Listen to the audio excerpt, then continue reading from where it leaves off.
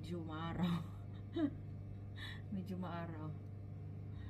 Ang silaw sa adlaw. So, welcome back to my channel. So, today, gagawa po tayo ng simple Hawaiian pizza.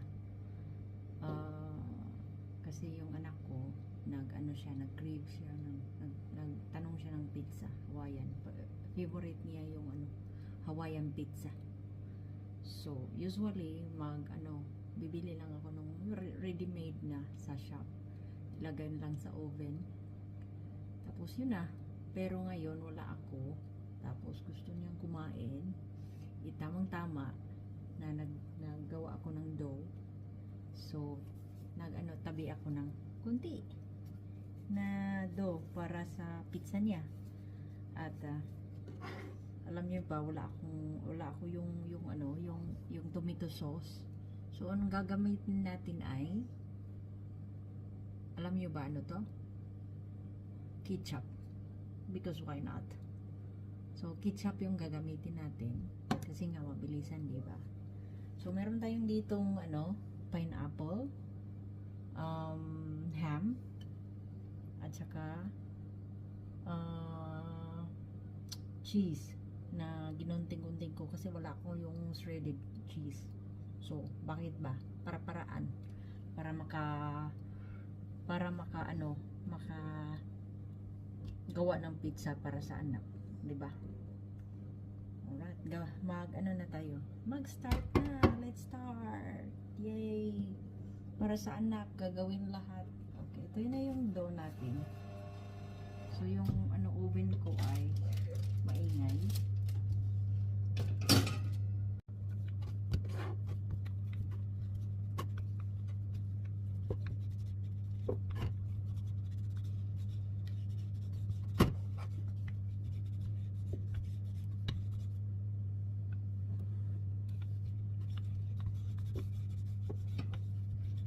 Kailangan na siyang i-circle.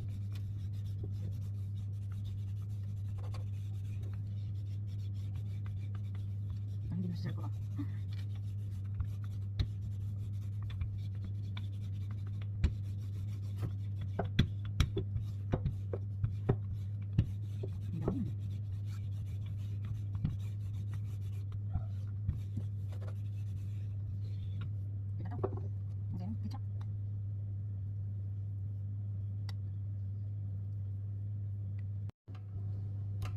So, nilagay ko siya dito sa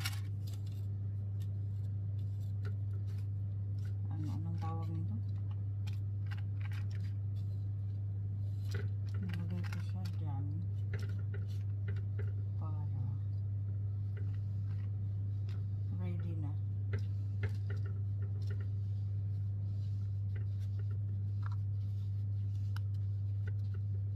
And then, okay na to.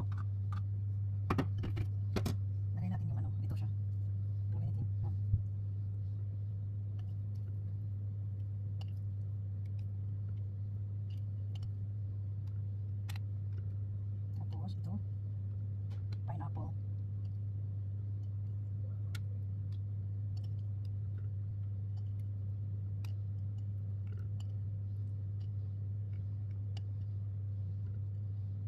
And just yung cheese. So take note, mabilisan lang to. Wala akong ingredients pero gumawa lang ako ng kung anong meron ako dito para magagawa ako ng Hawaiian pizza. Ang dami cheese.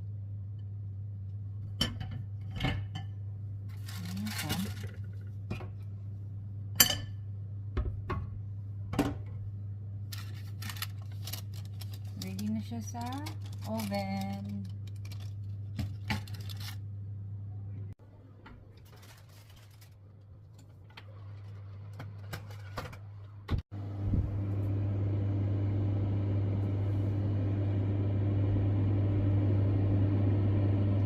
So, i-check natin yung pizza natin. Handa na siya ang Hawaiian pizza ng anak ko. Diba? Magic! Ang Hawaiian pizza.